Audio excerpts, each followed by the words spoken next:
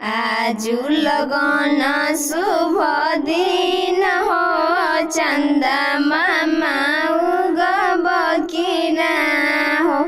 आजु लगन शुभ दिन हो चंदा मामा उगब कि ना हो। चौका पौगी हो ड्रम सेट पौगी हो। चौका पौगी हो बर्तन पेउगी हो। भैया जी पेउगी हो जरूर हो चंदा मामा उगब कि ना हो। आजु लगन शुभ दिन हो चंदा मामा उगब कि ना हो। काला सा पेउगी हो कुलरवा पेउगी हो। एसिया पेउगी हो फ्रिजवा पेउगी हो।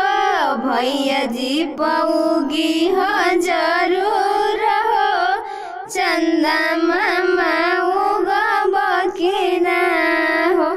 भैया जी पौगी हो जरूर हो चंदा मामा उगब कि ना हो।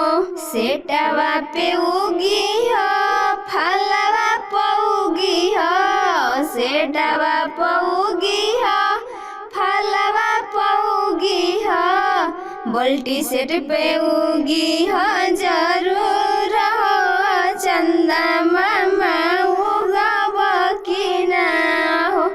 भैया जी पौगी हो जरूर हो चंदा मामा उगब कि ना हो।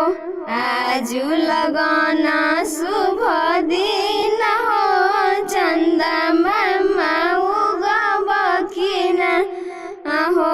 आजु लगन शुभ